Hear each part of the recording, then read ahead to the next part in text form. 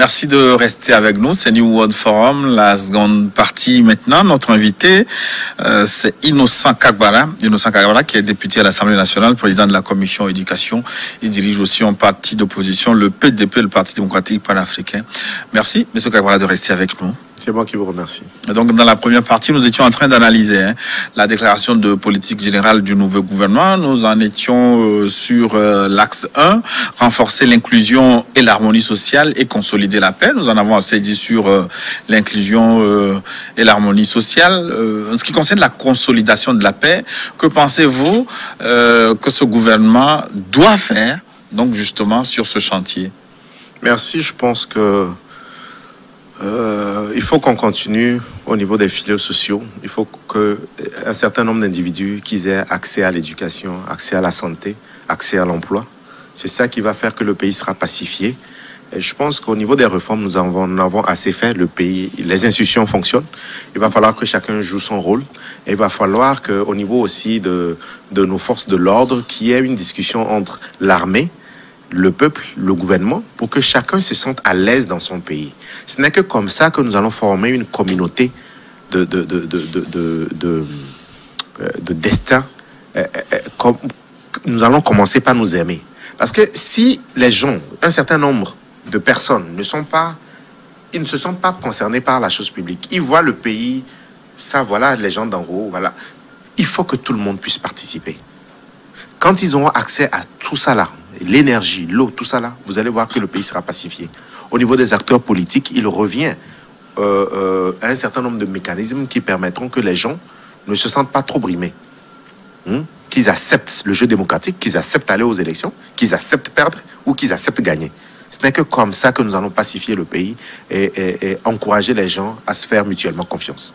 Donc, vous voulez dire que la consolidation de la paix n'est pas seulement à rechercher dans l'aspect politique par un dialogue. Pour vous, ça va au-delà. Non, ça va au-delà de la politique. C'est beaucoup plus au niveau social.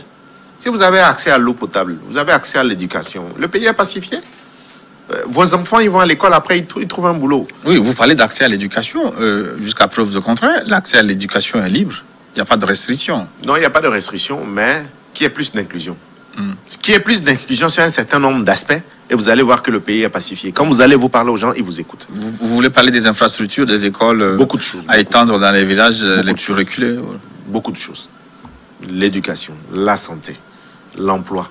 Que les gens ne se sentent pas exclus de tout ce qui est en train d'être fait. Parce qu'il y a quand même beaucoup d'efforts, il y a quand même beaucoup de projets. Il faut que ces gens-là aussi soient bénéficiaires. Si je vous prends au mot, ça veut dire que c'est pas compliqué à faire, parce que vous dites, il faut pas que les gens se sentent exclus. Ça veut dire que les gens ne sont pas exclus en réalité, c'est ce que vous voulez dire. Ça veut dire que le problème est à un niveau psychologique. Non seulement psychologique, tout ça là on a parlé, c'est de la bonne gouvernance. Il y a des pays où vous pouvez dire tel, c'est un régime fort, tout ça là, mais les gens ils ne se sentent pas exclus. Ils ont accès à tout. Maintenant, si vous parlez de politique, c'est autre chose. Je ne sais pas si vous voyez la différence. Vous êtes dans un pays où on vous dit c'est un régime fort, mais le pays est tellement bien géré que tout le monde se sent impliqué. Quand vous faites une sensibilisation sur une thématique, tout le monde vous écoute, tout le monde participe. Certains, quand vous allez, comme nous, on n'a pas de forage, la route, on nous a oubliés, parce qu'il y a un certain nombre, 4000 km de pistes qui seront faits pour que les gens puissent, les régions comme les régions des plateaux, que les gens puissent, quand ils cultivent, qu'ils ne perdent pas. Quand vous faites tout ça là, vous pacifiez le pays. C'est la bonne gouvernance. C'est les projets, ce que vous dites, il faut le faire. Quand vous faites tout ça là, toutes ces régions seront pacifiées. Même quand les acteurs, nous acteurs politiques, nous venons, vous voulez créer des problèmes, les gens ne sont pas intéressés.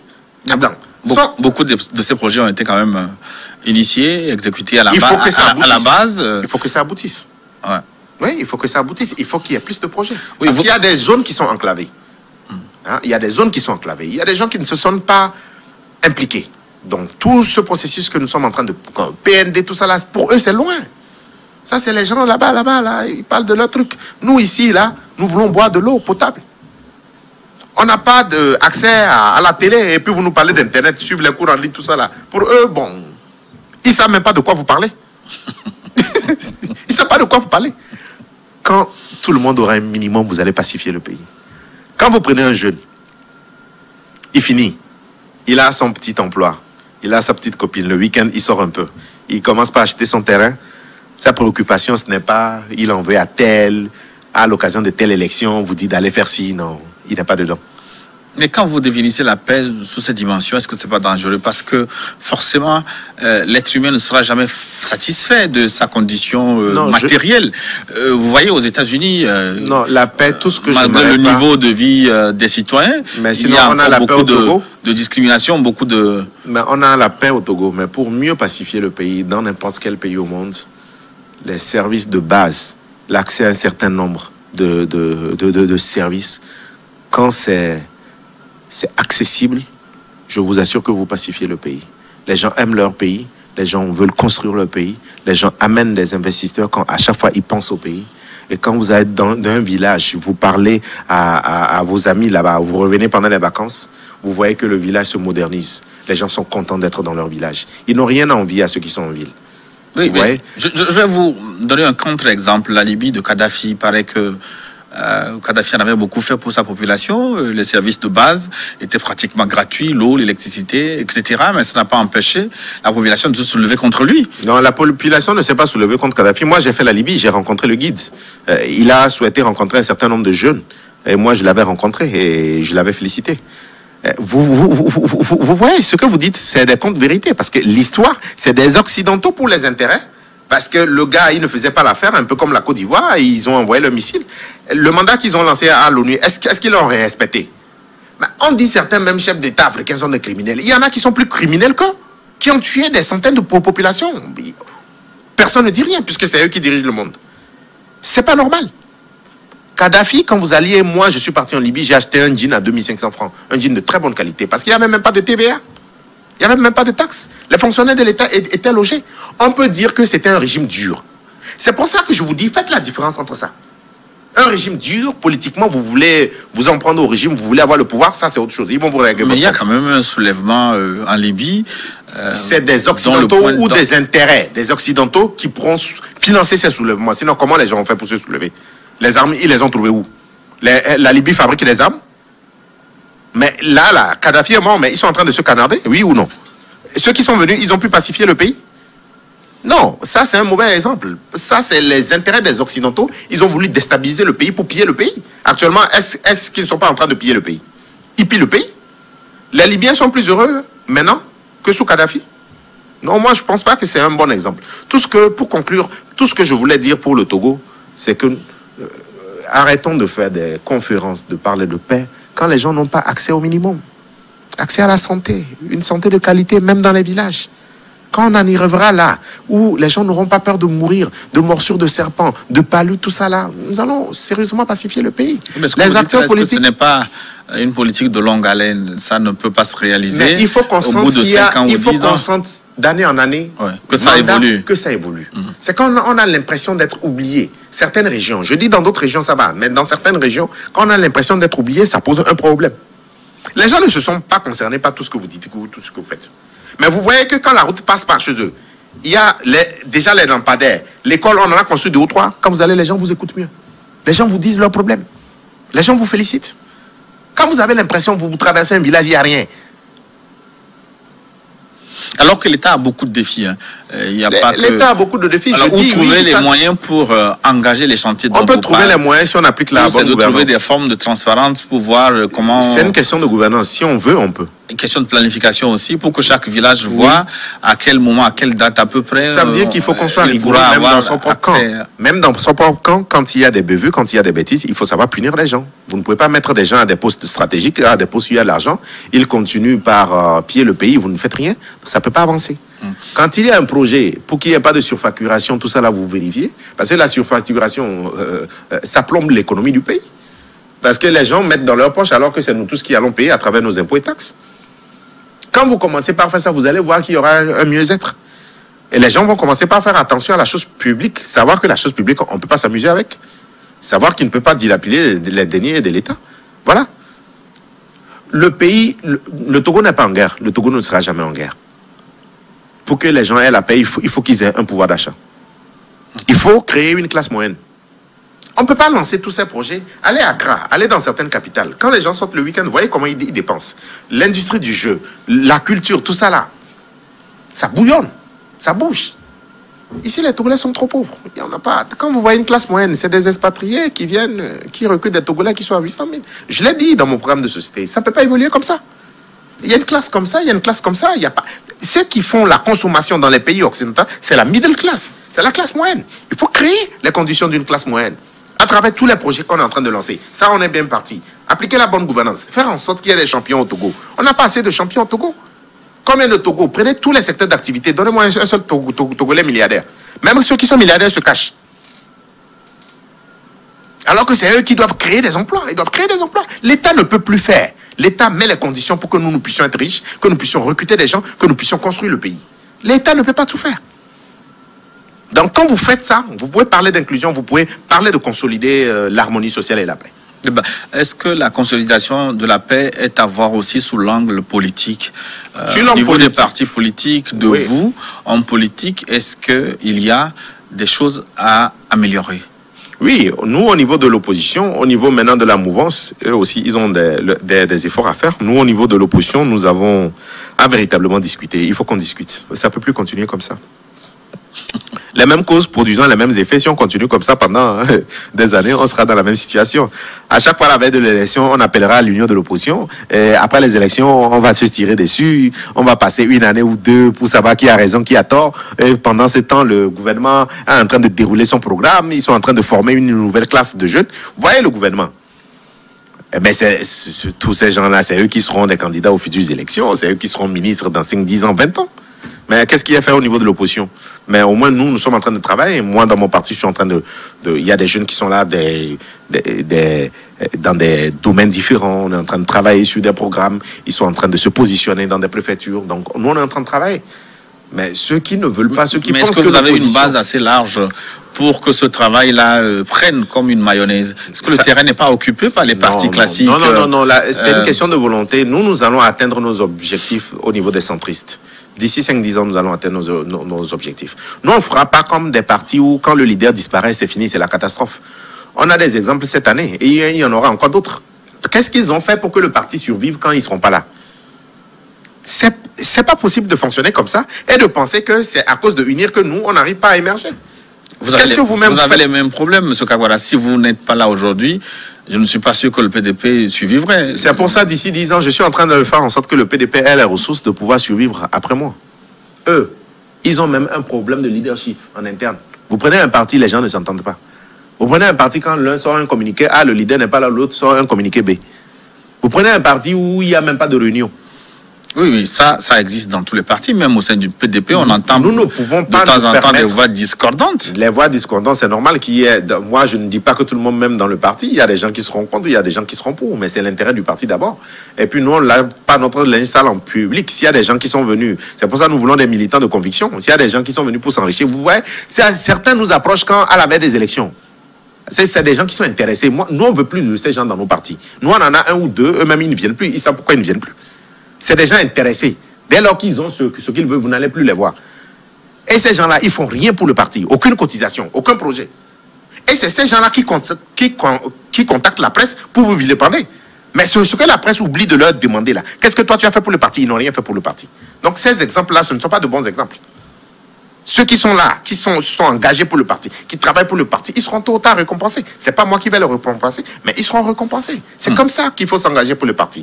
Maintenant, au-delà de notre parti, c'est au niveau de l'ensemble de la classe politique de l'opposition. Il faut qu'on se parle. Il faut qu'on se parle. Il faut que la dynamique et l'ANC qu'ils arrêtent de s'attaquer. C'est eux. Ils doivent dire, OK, prennent l'initiative. Je pense qu'il y a quelqu'un qui a lancé une initiative. Mais notamment l'Union des forces de changement qui demande, qui lance un appel pour un rassemblement des forces de changement. Est-ce que vous êtes pour ce type de rassemblement? Parce que certains, au centre, il faut qu'il y ait de la diversité. On dit qu'ils sont fatigués de ces genres de rassemblements. Non, il faut qu'il y ait de la diversité au niveau de l'opposition. Mais il faut qu'on se parle.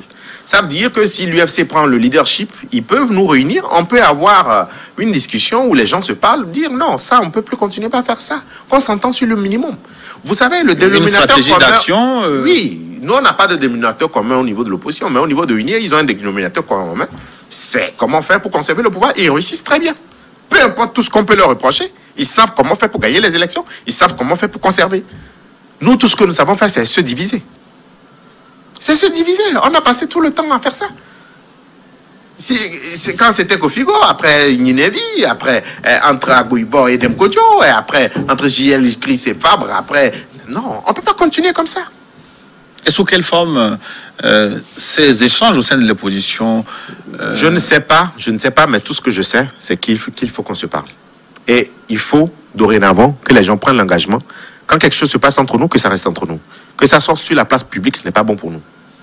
Ce n'est ni bon pour moi qu'ils attaquent, ou si moi j'attaque, ce n'est pas bon pour nous. Puisque tôt ou tard, nous sommes appelés à nous parler. Si nous ne parlons pas avant d'aller à une élection, on sera massacré parce que le camp d'en face, ils sont forts. Mais dès lors que l'opposition n'est pas une structure formelle, ce n'est qu'un concept. Non, dans tous les pays, les gens se parlent. Non. Oui, mais comment organiser ce dialogue-là au sein de l'opposition? C'est parce que les gens veulent, au niveau de l'opposition, qu'on dise certains sont bons et d'autres sont mauvais. Et ils ont toujours cultivé ça. Et c'est ça qui les rattrape. Ceux qui critiquent, qui disent qu'on est en train de les attaquer, ils ont oublié qu'il y a 5-10 ans, ils ont passé tout leur temps à attaquer les autres. Ils ont passé tout leur temps, ils ont formé les militants pour pouvoir attaquer les autres. Mais comment les gens peuvent prospérer comme ça? Ils ne sont pas tolérants. Non, il faut qu'on arrête ça. Il faut rassembler. Même quand on vous critique, acceptez qu'on vous critique. Est-ce que pour faire ce rassemblement, est-ce que vous n'avez pas besoin d'un coup de pouce du parti au pouvoir uni non, mais ou de son chef, mais quel est l'intérêt du parti quel est l'intérêt du parti au pouvoir de rassembler l'opposition? Mais ça les arrange qu'on soit divisés. Non, le pouvoir n'a pas intérêt à avoir une opposition trop faible. Faible, c'est une autre chose. Mais divisé, ça les arrange. Qu'on soit divisé. Oui, mais une opposition divisée est une opposition faible. Est-ce qu'ils n'ont pas uni, Dans certains pays, ils sont divisés, mais ils sont très forts. Individuellement, pris individuellement, ils pèsent. Est-ce que le chef de l'État ne sera pas accusé de non-assistance à opposition en danger? Non, il n'est pas dans ce rôle-là. Il n'a qu'à diriger ses affaires au palais. Nous, on va s'organiser. Oui, mais il suffit de lancer, par exemple, un dialogue en vous faisant appel pour venir discuter. Non, ça, c'est un dialogue pour ressusciter l'opposition. Non, moi, je pense que le leadership doit être pris par l'UFC. Parce que c'est eux le chef de file de l'opposition. Et c'est une institution ici au Togo.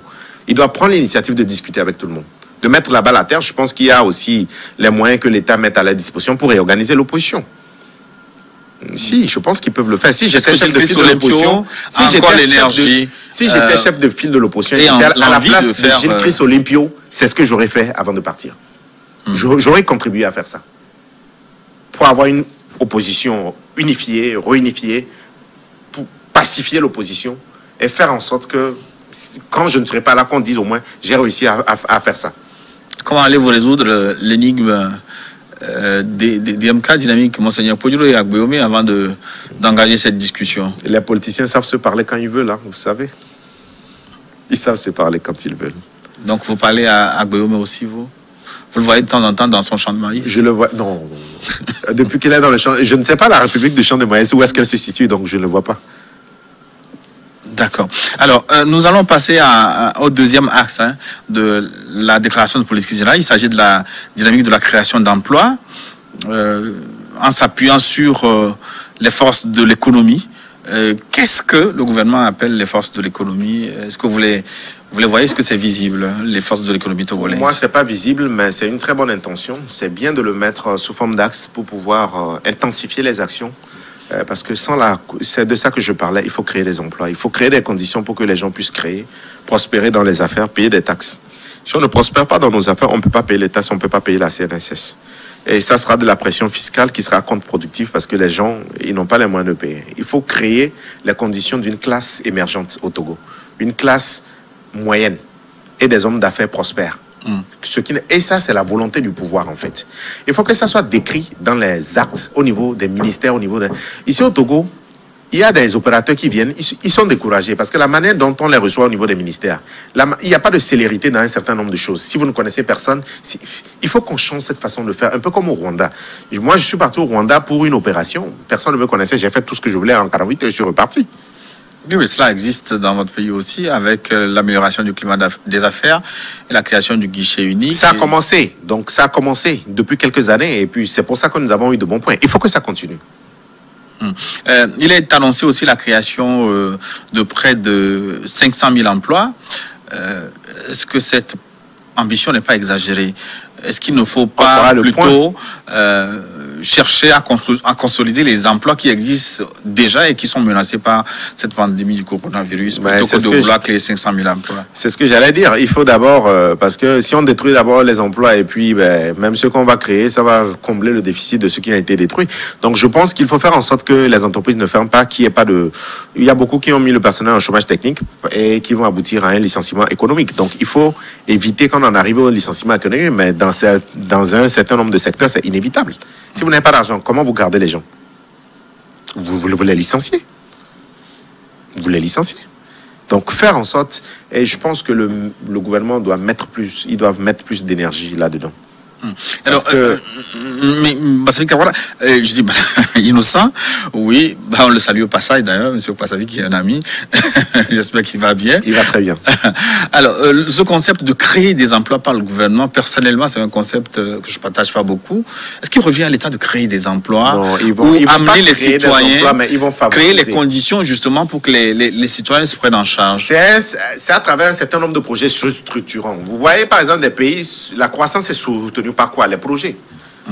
Donc si vous avez un certain nombre de projets, ça stimule la croissance parce que les emplois sont créés à travers ces projets. On est d'accord? Si. Et à travers ces projets, il y a des emplois qui sont créés directement et des emplois indirects parce que c'est des dérivés. Donc quand vous faites ça, les gens de l'expérience, ils ont gagné de l'argent, ils vont créer, même si le projet finit, ils vont créer d'autres emplois. Et il y a des projets qui sont à très long terme, hein. Donc ça permet de créer 10 000, 20 000, 30 000 emplois. Est-ce qu'il n'y a pas une politique à mettre en place pour changer les mentalités, pour aller beaucoup plus vers l'entrepreneuriat? Ça va dans la redéfinition de nos curricula au niveau de l'enseignement primaire et secondaire, l'enseignement technique, parce que je pense que c'est là où il faut faire. Je ne suis pas... là, je serais assez critique pour dire qu'on n'a pas fait assez. Hein. Au niveau de tous les pays francophones, ce n'est pas un problème lié au Togo. On forme des gens. Par exemple, vous prenez l'enseignement supérieur, d'abord l'enseignement primaire et secondaire. Tout ce qu'on apprend aux gens là, ça leur sert à quoi quand ils sont... ça ne leur sert à rien. Ça leur sert à aller peut-être à faire j'ai l'honneur après. Au niveau du collège, normalement, ça doit nous permettre, normalement, au niveau du collège, de nous prendre en charge déjà. Pour ceux qui vont décrocher, de pouvoir trouver quelque chose à faire tout de suite, mais valorisant. Que ça ne soit pas un échec que nous voulons combler en allant vers ce secteur. Il y a des gens qui sont au collège, qui sont au Canada, que je connais très bien, déjà au collège, qui ont décidé d'aller dans des filières porteuses. Et qui gagnent très bien leur vie.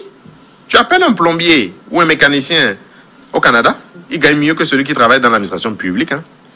Son intervention, c'est $100. Oui, parce que vous avez dévalorisé ces genres de métiers. C'est quand on a échoué, on est exclu du système scolaire. On a hérité ça du modèle français. C'est le modèle français qui est comme ça. Même en France, c'est pareil. Mais la France a commencé par se réformer. Donc, on a hérité ça du modèle français. Les travaux pratiques à l'école, combien ces trucs-là où les gens fuyaient, ils fuient. Pour eux, c'est des matières où vous avez des points sur vos trucs, mais ils ne voient pas ça en termes de création d'emploi, quelque chose, une passion ou qui peuvent te faire vivre demain, non? Bon, on a mis quelqu'un qui s'y connaît au niveau de l'enseignement primaire et secondaire. On va voir ce que ça va donner. Parce que il faut... Vous êtes président de la commission de l'éducation. Et oui, au passage, vous-même, vous avez l'expérience de l'enseignement supérieur. Vous, qu'est-ce qui vous empêche de créer des filières capables de relever ces genres de défis? Au niveau de l'enseignement primaire et secondaire, il faut redéfinir le profil de sortie. Vous voulez dire que le problème vient de plus loin? Oui, au niveau d'abord de l'enseignement primaire et secondaire. Parce que ce que nous formons, c'est de bons bûcheurs. C'est des gens qui sortent, mais ça ne sert à rien. Ils savent quoi faire. Même au niveau de l'université, il est premier, le major de sa promotion, il finit la géographie, il finit le truc, il sait quoi faire. Quand vous allez au Ghana, vous le trouvez déjà après le bac, il sait ce qu'il veut faire. Et quand il va à l'université, il te dit, je vais juste à l'université pour avoir tant, parce que j'ai besoin de ça. Mais après, il sait où aller trouver du boulot. Il faut créer des startups. Donc, vous voulez dire que la plupart de nos diplômés ne ils savent quoi faire après. Sur rien de concret. Hein. Ils savent quoi faire. Il y a les filières, même, je pense qu'il faut fermer. Au niveau de l'enseignement supérieur, même l'enseignement supérieur privé. Vous continuez par former dans des domaines où c'est saturé. Mais quand les gens viennent pour demander l'agrément, je prends le secteur du privé. Les gens viennent pour demander l'agrément, vous continuez pas à donner des agréments dans ces filières où vous savez que c'est bouché. Mais il n'y a plus de débouchés. Mais ces gens-là, qu'est-ce que vous voulez? Normalement, quand les nouveaux viennent, il faut dire, maintenant, les secteurs prioritaires de l'État, c'est telle filière que nous voulons créer. Aussi bien dans le privé qu'au niveau de l'université. Et réformer pour que ça soit des formations métiers qui sont basés sur le métier, sur le profil de sortie. Mais là, il va falloir investir. Il va falloir investir pour équiper. C'est là où le bas blesse. C'est là où on a des soucis. Parce qu'il faut voir le budget aussi de l'État. Oui, vous touchez du doigt peut-être un autre problème sérieux. Quand on continue de donner des autorisations pour des filières qui existent déjà, qui sont en souffrance, c'est une façon aussi de casser les autres qui se sont déjà installés. Ça, je ne sais pas. De toute façon, vous ne voulez pas le dire. Non, la concurrence permet à qui, vous savez, la concurrence, vous créez, si vous êtes bon, les gens vont acheter. C'est tout. Ça, c'est la loi de la concurrence. Mais la priorité de l'État, c'est de dire, ou bien la logique dirait, ça, c'est bouché. Faire des études chaque année, ça, c'est bouché. Les gens n'arrivent pas à trouver de l'emploi, créant de nouvelles filières. Et l'État doit s'investir là-dedans. C'est pas créer des filières pour créer des filières. Il peut y avoir des mesures incitatives. Si vous voulez investir dans telle filière, il y a un fonds. L'État vous accompagne. L'État vous accompagne. Il y a un fonds d'appui. Vous allez vous prenez. Ça va favoriser tout le monde. Ça va favoriser tout le monde. Même au niveau de l'université. Vous, par exemple, dans votre université, dont je ne vais pas donner le nom, pourquoi vous n'allez pas vers la création de ces filières? On a commencé à travers vous, juste pour comprendre ce qui se passe dans la supérieure. On a lancé un projet où nous voulons, avec l'appui de la Coalition nationale pour l'emploi des jeunes et puis l'AFD, et avec l'appui d'une fondation américaine, nous voulons prendre des gens, les former, pour qu'ils créent leurs entreprises et à la sortie, qu'ils ne fassent plus gel honneur. Parce que cette histoire de Covid-là, pour trouver un boulot d'ici 2 ans, ça sera très compliqué. Parce qu'il y a beaucoup de boulots qui seront détruits. C'est vrai, il y aura de nouvelles opportunités, mais combien de gens seront dans la situation? Parce que c'est la loi de l'offre et de la demande. Mais quand il y a trop de personnes qui demandent, où les boulots, des secteurs d'activité où les boulots sont détruits, comment vous faites? Heureusement que notre économie, on a une très bonne résilience, mais il faut que ça soit... J'attends de ces nouveaux ministres, je pense qu'il y a des passerelles, hein, nous allons communiquer, qui soient vraiment ambitieux pour réformer le pays. Le deuxième axe de la déclaration de politique générale, c'est moderniser le pays et renforcer ses structures. Qu'est-ce que vous, personnellement, vous entendez par modernisation du pays? Ça, c'est le troisième axe, c'est ça? Le troisième, justement. Voilà, oui. Le troisième. Oui, ben, la modernisation du pays, je pense qu'il y a un certain nombre d'institutions qui doivent être digitalisées, modernisées, où l'accès à un certain nombre d'informations, le service, ça doit être plus facile, plus rapide. Cela même permet de lutter contre la corruption. Où les gens se sentent appartenir à une communauté parce qu'ils ont accès au service. Le service est payant, le service ou n'est pas payant, mais vous voulez vous l'obtenir. C'est pas vous allez dans une administration, le gars il s'est mal réveillé, il ne vous répond pas bien, tout ça là, on va pouvoir lutter contre ça. Et au niveau des institutions, il faut les moderniser. Il y a des institutions qu'il faut créer pour que les gens se sentent à l'aise dans leur pays. Il y a des institutions qu'il faut moderniser. Donc je pense que c'est donc tout ça là qu'on met dans la modernisation de l'État. Ça a commencé. Oui, ça a commencé en ce qui concerne la dématérialisation, par exemple, avec le projet e-gouvernement. Mais est-ce que vous n'avez pas l'impression que ça va un peu à 2 à l'heure, là, au rythme de la tortue? Parce que c'est des projets avec des acteurs. Je ne sais pas où est-ce qu'on en est, donc je n'ai pas une idée là-dessus, donc je ne pourrais pas me prononcer sur la question, mais je pense qu'il faut qu'on ait... La dématérialisation, comme vous le dites, avec l'affaire de coronavirus, est-ce qu'on ne doit pas aller plus vite? Sans ça, on ne peut pas réussir notre développement. Parce qu'il y a des nouveaux métiers. Parce qu'au niveau de la modernisation, même au niveau de l'agriculture, tout ça, là, les gens ne voient que les agriculteurs avec des tracteurs. Non. Au niveau de la chaîne de valeur, il y a un certain nombre de métiers qu'il faut créer. Je ne sais pas si vous comprenez. Ou celui qui plante jusqu'à celui qui vend, jusqu'à celui qui fait la promotion à l'extérieur, où il y a des négociants. Il faut réorganiser tous les secteurs pour qu'il y ait beaucoup de métiers. Au niveau des agropoles, il faut les construire, faire de telle façon que ça doit, en même temps, des centres de loisirs ou des centres de logement où l'agriculteur n'est plus un agriculteur simple, mais un homme d'affaires. Où lui aussi, il veut investir, où des gens vont venir copier notre modèle, les gens vont venir faire des études. C'est tout un ensemble. Un exemple de dématérialisation, si même possible aujourd'hui d'obtenir mon casier judiciaire à travers un site internet où je paye en ligne à travers les transferts d'argent monétaire par mobile. Ça, par exemple, ça peut faire beaucoup d'économies de temps, beaucoup d'économies de ressources. Et c'est vers quoi on doit aller, le gouvernement doit tendre. Oui, nous allons attendre un peu je ne sais pas, la lettre de mission que la ministre de l'économie numérique recevra, mais on attendra sur ces questions. Parce que c'est ça la clé. On a parlé du maritime numérique, c'est pour ça qu'on parle maintenant de l'économie numérique, c'est ça la clé. C'est ce que le Rwanda a fait. Vous faites ça, ça va vite. Mais il faut une bonne connexion. Si on n'a pas une bonne connexion, vous privatisez une entreprise, c'est pour que les choses puissent s'améliorer. 6 mois après, il faut qu'on nous fasse le bilan. Est-ce que ça s'est amélioré? Il faut qu'ils prennent l'engagement d'améliorer notre connaissance, d'augmenter la bande passante et que les coûts diminuent. Les coûts doivent diminuer. Et puis vous dématérialisez un certain nombre. Donc vous pouvez commencer par une administration après une autre. Si vous avez un financement international et un certain nombre d'administrations, sur 3, 4, 5 ans, vous avez fini. Et quand vous avez fini, vous allez voir, l'argent, ça va rentrer parce qu'il y a un système de paiement électronique. Et il y a des sociétés qui vont se créer et ça va marcher. Développement d'un certain nombre de logiciels, de petits logiciels, les jeunes Togolais, les startups vont se spécialiser pour rendre service à leurs compatriotes.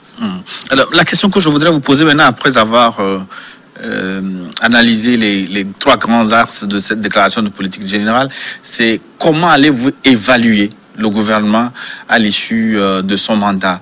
Parce que celui qui vient de partir, comme Iklassou, il s'est présenté devant vous, il est parti sans revenir vous voir. Si on fait les déclarations sans évaluer, à la fin, est-ce que ça sert à quelque chose? Je pense que au niveau de la déclaration de la politique générale, il y a la reddition des comptes. Elle en a parlé, la nouvelle Première ministre, et j'espère que ça se fera. J'espère que les ministres, parce que notre président du groupe parlementaire, il a attiré l'attention, il faut qu'ils soient disponibles. Les ministres sont nommés pour être à la disposition de tout le peuple, des députés et de tout le monde. Le ministre est un serviteur du peuple, il faut qu'il se rende disponible. Il faut qu'il fasse la reddition des comptes, peut-être chaque fin d'année ou chaque 6 mois, qu'il dise voilà où est-ce qu'on en était. Je pense que l'un des porte-parole du gouvernement l'a décrit, je ne sais pas sur quelle chaîne au niveau de la TVT, il a dit qu'il y aura un cahier de charge, et il y aura un plan d'action avec un timing et qu'ils reviendront régulièrement dire voilà ce qui est fait. Et c'est là où nous les attendons. Pour l'ancien gouvernement, est-ce qu'il n'aurait pas été intéressant que Kwame Iklassou, après sa démission, revienne à l'Assemblée nationale pour dire voilà ce que j'ai pu faire à partir de ma déclaration de politique générale? C'est pas dans nos traditions républicaines. Non, c'est pas dans. Il ne faut pas l'instaurer. Ben, il faut voir, il faut étudier la question pour voir si c'est possible. Quelqu'un qui n'est plus là, est-ce qu'il peut revenir alors que la nouvelle a déjà fait sa déclaration de politique générale? Mais comment faire son bilan si on ne peut pas faire son bilan? Ou bien faire ça ne sert à rien qu'il vienne devant les parlementaires. Ou bien faire son bilan un peu avant les élections. Un peu avant les élections. Ou chaque année, je ne sais pas, je ne sais pas si vous serez reconduit, oui, peut-être. Mais je pense que c'est une proposition qu'il faut la mûrir. Il faut la mûrir. Et selon vous, c'est l'homme comme Iklassou, est-ce que vous avez eu à l'écouter d'ailleurs Oui, c'est quelqu'un aussi que j'apprécie. Ouais, ça, c'est personnellement. Ouais, mais oui, je pense qu'il a hérité. On était en crise quand il est arrivé. Il a fait 2 mandats. Il a fait pratiquement 5 ans. C'est le Premier ministre des crises. Il a hérité de la crise politique août 2017. La crise sanitaire lui est tombée dessus aussi. Oui, pour la crise politique, il s'est passé ce qui s'est passé. Moi, je n'étais pas acteur politique, mais après, il y a eu des élections. On a réformé le pays. On a véritablement réformé le pays. On a refait tout ce qui devait être fait au niveau institutionnel a été fait. Je pense que c'est à son actif. Sur le plan social, il y avait un certain nombre, et économique, il y a un certain nombre de réformes. Il y a un certain nombre de résultats. Mais si je devais faire un bilan, c'est la lutte contre la corruption et la bonne gouvernance. C'est là qu'il a péché? Il fallait taper du poing sur la table. Parce qu'il y a eu des dossiers, il n'y a jamais eu de suite. Mais sur un certain nombre d'aspects, je pense que son bilan n'est pas si mal que ça. Si on voit d'où on venait. On est d'accord? Si on voit d'où on venait. Même la crise sanitaire, je pense que le pays s'en sort bien. Même la crise sanitaire, le pays s'en sort bien. Il faut intensifier les actions avec le nouveau gouvernement. Mais s'il doit avoir un petit tableau noir pour Iklassou, je pense que c'est la corruption et la bonne gouvernance. Il fallait insister là-dessus. C'est un tableau qui lui est redevable au chef de l'État? Est-ce qu'il revient au Premier ministre du taper du poing sur la table ou il est chef de gouvernement. On espère que c'est tombé dans les oreilles de la nouvelle primature. Je ne sais pas si vous avez vu au niveau de la nouvelle primature, quand il s'est agi de rencontrer les agents de la nouvelle primature et quand il y aura un séminaire gouvernemental, je pense qu'un des porte-parole du gouvernement est revenu là-dessus. Que cette fois-ci, les gens seront jugés, les gens vont rendre des comptes et chaque ministre va faire la reddition des comptes. C'est pas moi qui l'ai dit, c'est eux-mêmes. C'est pas moi qui l'ai dit, c'est eux. Donc, on les attend. Vous les prenez au mot, oui. Vous attendez donc pour faire les comptes. Voilà. Alors, nous allons boucler cette émission. Il nous reste une dizaine de minutes pour parler de l'opposition. On l'a longuement évoqué. Vous-même, d'abord, comment voyez-vous l'avenir de votre parti, le PDP, au sein de l'opposition? Bon, il y a un concept que je veux développer pour dire que moi, je suis un patriote. opposant, un bon opposant, un mauvais opposant, je ne sais pas ce que ça veut dire. Et je pense que nous, au niveau du PDP, nous avons un avenir à Dieu. Parce que nous savons d'où nous venons, nous savons où nous voulons aller, nous nous donnons les moyens de notre politique et nous savons que c'est sur le long terme. Nous disons que le régime qui est là, on ne peut pas le balayer comme ça. Tous ceux qui vous disent ça, ils sont en train de vous mentir. La preuve, c'est que certains parmi vous vous disent que j'ai une relation normale avec le préfet, le ministre. Alors que le ministre et le préfet, bon, on peut dire qu'ils sont d'unir. C'est maintenant que vous découvrez que si vous êtes à tel poste, vous ne pouvez qu'avoir ces relations. Nous, on l'a toujours dit. Vous faites allusion aux déclarations de Jean-Pierre Fabre? Non, je ne cite personne. C'est l'apprentissage. Maire de l'ANC? Non, moi, c'est oui, mais ce que vous dites... Non, c'est pour vous dire que nous sommes dans l'exercice, nous sommes en train d'apprendre. Ça veut dire que personne n'a raison, personne n'a tort, et c'est ce que ça devrait être. Ça veut dire que, j'ai toujours dit, ceux qui sont là, après 50 ans, même si c'est vous-même qu'on va là-bas, après 50 ans, vous avez l'argent, vous avez les compétences. À chaque fois, vous faites venir les compétences, parce que les compétences viennent dans votre parti, parce que c'est vous qui êtes au pouvoir. Il y en a qui viennent par intérêt, il y en a qui viennent par conviction. Mais ça, je ne saurais le dire. Je ne sais pas si vous comprenez. C'est plus facile à unir d'avoir plus de compétences que nous. Parce que le gars regarde sa carrière, celui qui rentre là-bas, pour voir où est-ce qu'il va finir. Mais qu'est-ce que vous pouvez lui offrir? Alors que nous devons aussi attirer ses compétences sur des sujets que nous, on ne maîtrise pas. On les met sur des plateaux où notre gars, au niveau de notre parti, dit non, monsieur le ministre, sur tel sujet, je ne suis pas d'accord, puisque lui aussi, c'est un spécialiste du domaine. On est d'accord? C'est comme ça que nous devons construire nos partis. Et c'est pour ça que l'honorable Tamon et moi, nous sommes en train de travailler. L'avenir appartient au centre.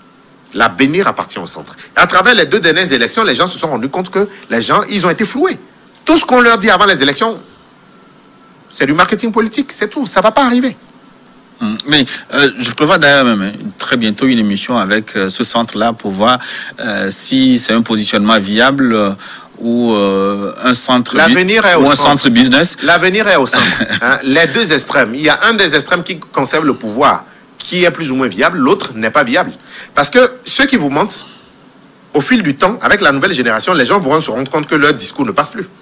Mais ce centre a été souvent chanté, mais il n'a pas donné grand résultat par le passé. Parce que nous sommes encore fortement dans les extrêmes. Le CAR s'est toujours repositionné au centre. Le CAR n'est pas du centre. L'UTD a été toujours du centre. Ils ne sont pas du centre. Le centre, c'est une idéologie, c'est une idéologie, c'est une philosophie, c'est un programme de société. Il n'avait rien de tout ça là.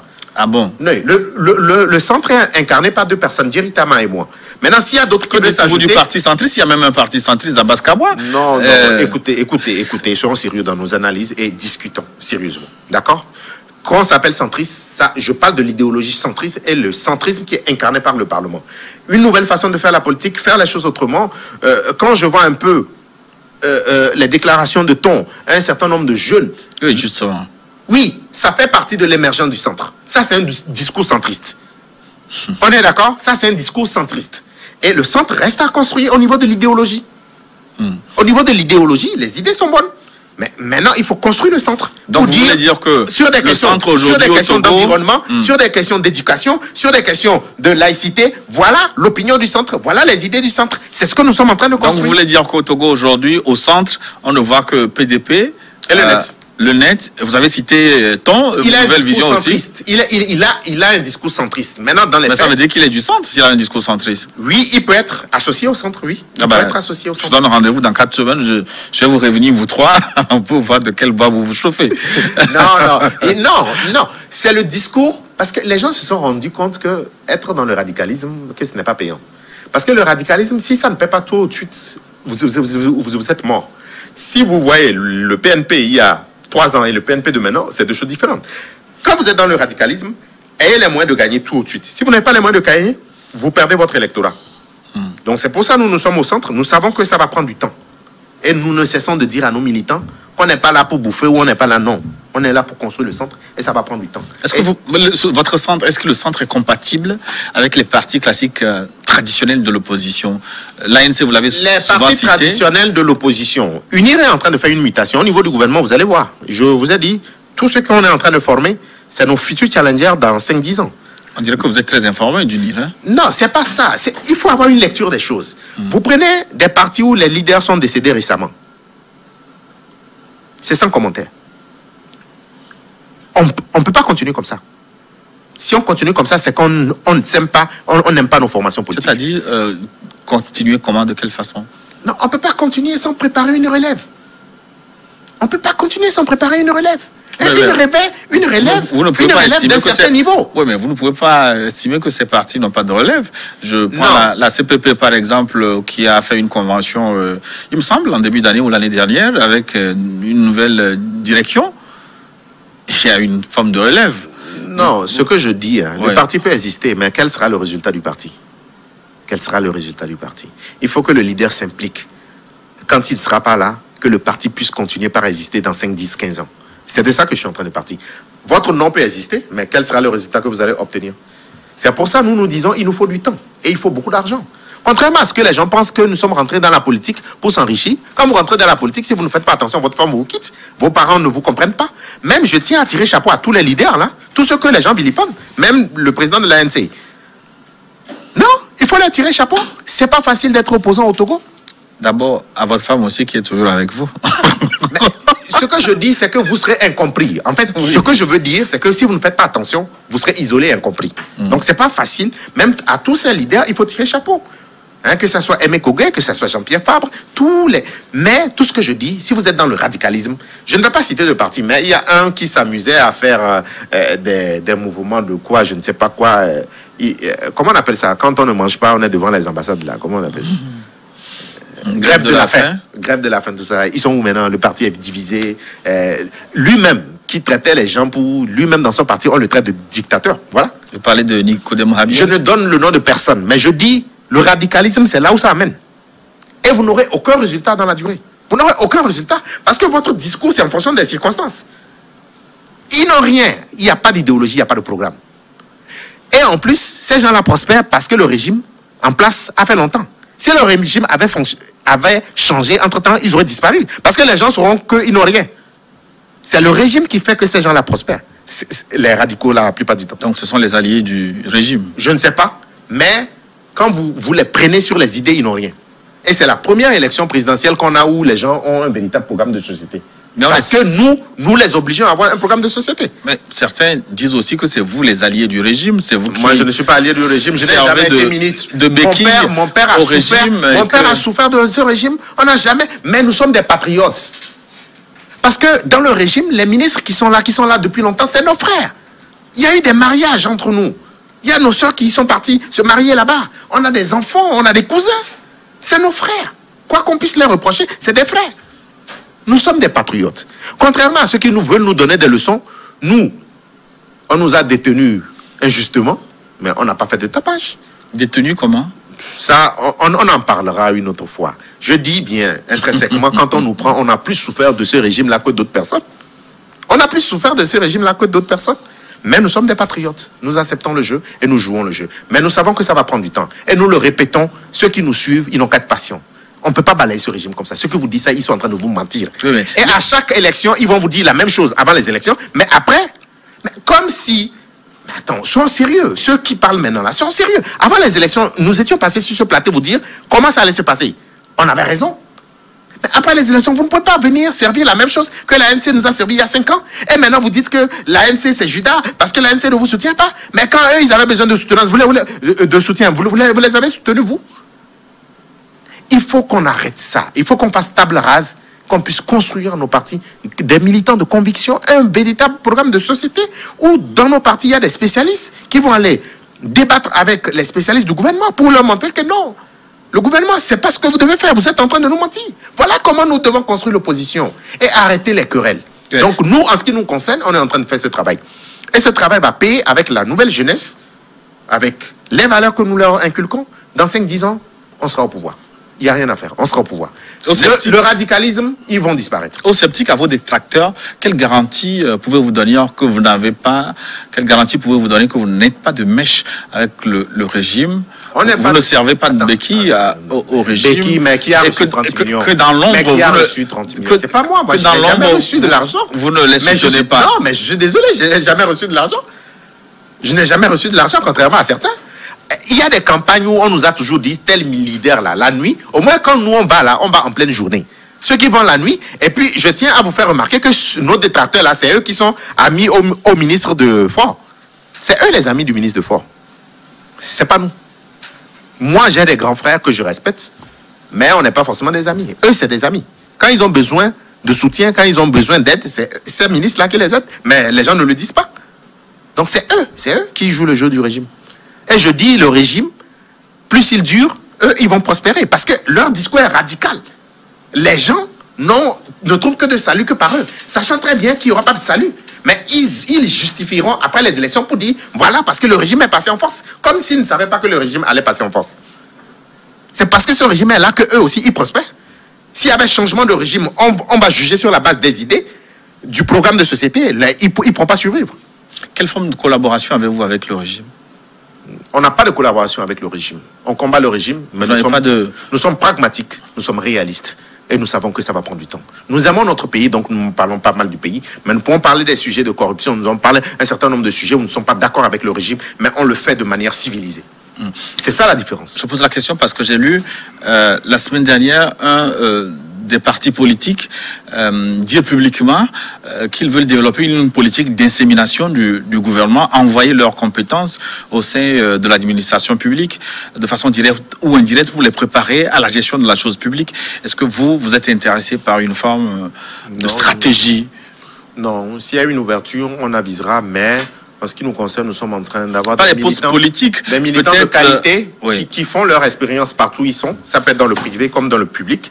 Et nous sommes en train de nous apprêter pour, dans 10 ans, être en mesure de diriger le pays. Vous avez dit que le public est une forme d'expérience particulière, d'ailleurs, non? Oui, mais si nous avons l'opportunité, nous aviserons, nous analyserons. Mais les opportunités existent. C'est à vous de provoquer les opportunités. Non, mais attends, je ne vous le cache pas. Des concours dans la fonction publique qui sont lancés. Si vous êtes dans un ministère, je viens vous voir. J'ai un jeune qui est compétent sur un sujet. Et il y a un appel à candidature et qu'on le prend, mais tant mieux pour lui. Est-ce qu'il ne vous revient pas de vous organiser justement pour pouvoir occuper ces postes?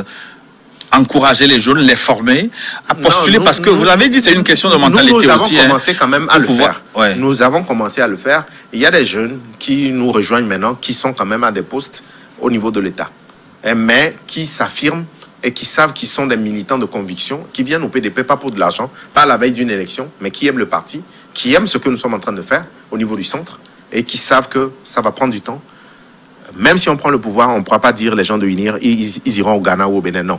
On va vivre tous dans le même pays. C'est ça la différence dans le discours que nous avons. Est-ce que vous pensez qu'on peut être de l'opposition et travailler efficacement dans l'administration publique dans les pays africains, notamment dans votre Togo? Ben oui, pourquoi pas. C'est un technicien, il est là au niveau de l'administration, il est technique. Quand il vient au niveau du parti, il a un discours de parti. Et ça, c'est totalement différent. Mais au niveau de l'administration, c'est sur la base de ses compétences. On est d'accord? C'est sur la base de ses compétences. Et nous arrivons donc à la fin de notre forum, déjà encore. Est-ce que vous avez un dernier mot d'encouragement à l'endroit de vos amis? Parce que vous l'avez dit, certains sont au gouvernement désormais et qui ont donc le mandat de conduire la nouvelle politique. Non, ce ne sont pas mes amis. Oui, certains, vous avez dit que certains... On se connaît depuis des années parce qu'on a fait le collège ensemble. Mais oui, bon, aussi... ça veut dire amis. C'est des connaissances. Bon, oui, bon... Vous n'allez pas renier vos amis parce qu'ils sont... Non, je ne les renie pas. Contrairement à beaucoup, moi, j'assume mes propos. Vous n'allez pas faire comme Pierre. Non, contrairement à beaucoup, j'assume mes propos. Tout ce que j'aimerais dire, c'est que nous avons un beau pays. À chaque fois, je ne cesse de le dire. On n'a pas besoin d'un mois pour la consommation. Habillons-nous. C'est un tailleur togolais qui l'a fait. Si je vous dis le prix, vous n'allez pas me croire. Je ne l'ai pas acheté à Dubaï. Arrêtons d'acheter nos habits à Dubaï. Achetons à Lomé. Nos tailleurs n'ont qu'à travailler. Il faut qu'on ait une tenue. Quelle est l'identité du Togolais? Le Ghanéen, quand tu vas au Burkinabé, à une cérémonie officielle, on sait comment les gens s'habillent. On peut le faire pour faire la promotion de l'artisanat et les couturiers locaux. On est d'accord? On n'a qu'à commencer par ça. On n'a qu'à aimer le pays. Que les services soient à la disposition des Togolais pour que les Togolais se sentent appartenir à une communauté de destin. Quand on finit de faire ça, ayons des projets structurants pour que le pays puisse décoller. Une classe moyenne pour pouvoir consommer et à travers la consommation, qu'on ait de la croissance partagée pour tous les Togolais. C'est ce que je souhaite. Bonne chance à l'équipe, mais les semaines à venir, nous serons regardants sur tout ce qu'ils vont faire. Merci. En entendant les micros togolais, africains, les voitures africaines et togolaises, ça viendra. Les ordinateurs. Nous sommes ambitieux, ça viendra. Merci, Innocent Kalpara. C'est la fin donc de notre forum de cette semaine. Merci de votre aimable attention. Dans un instant, c'est une nouvelle édition du journal sur votre chaîne. À très bientôt.